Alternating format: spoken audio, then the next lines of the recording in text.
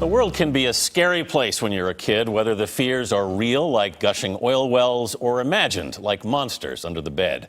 Certain fears are natural and healthy, but when should a parent be concerned? The July issue of Parents magazine tackles this issue, and it's our subject in this morning's Health Watch. Joining us is child psychologist and early show contributor, Dr. Jennifer Hartstein. Dr. Hartstein, welcome back. Hi, thanks. We know a lot of fears that kids get that totally make sense, like thunderstorms, things loud, noisy, and the unknown.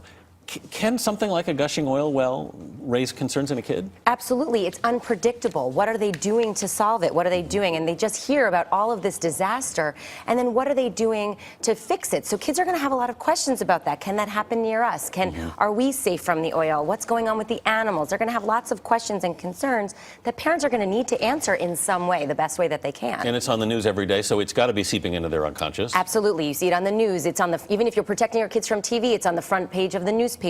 And you can't protect them everywhere. Schools might be talking about it. So they're going to come home and want to ask you questions. How do you answer those effectively? That's a tough thing.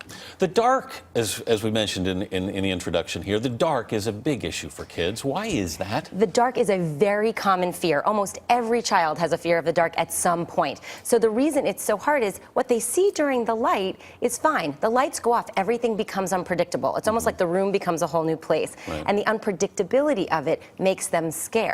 It's kind of an interesting twist, but it's a really tough thing for them. We often talk about monsters under the bed, that kind of thing. Is it, and some people like to sort of throw fake dust to make the monsters go away. Does that make sense? No, it's not a good idea. The fact is that it then kind of gives credence to the fact that maybe the monsters are real. If I'm have monster spray and I'm getting rid of them, we don't want them to be real. So you want to say, look, we'll check under the bed, we'll look in the closet. Nothing's here. Only friendly people live in this house. You're safe. We're all good. And that's a really great way to propose it to your child to keep them calmer. Sometimes the fears are based around real things, for example, though, like a visit to the doctor's office, right? Right. The visit to the doctor's office, we never think about this. Or the dentist. The fact is, kids are lying on a table or lying back in a chair. They're kind of vulnerable and open and exposed. Doctors come from the side oftentimes. Kids need to see facial expressions to really know what's going on. So you want to prepare them as best as possible. Tell them what to expect. Tell them what's going to happen. Have the doctor tell them what's going to happen. And make it a special outing so that at the end you can go and have fun. And it becomes like, if we go to the doctor or dentist, we're going to go to the playground and it's going to be our special time. And then it makes it less frightening. Bribery is what we call it. Bribery a little bit, but a reward for good behavior is always a good thing. Sure. When does this go from just being natural fear to being a real problem?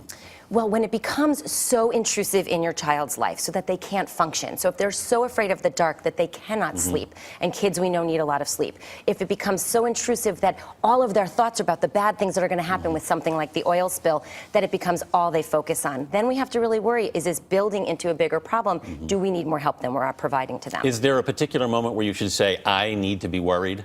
Well, I think when you start to see that they can't function, you're going to take a step back and say, wait a second, what's really happening? And you might want to get them evaluated by a doctor. Dr. Jennifer Hartstein, thanks for being with us this morning. Thanks so much. A lot happens early on The Early Show, weekday mornings on CBS.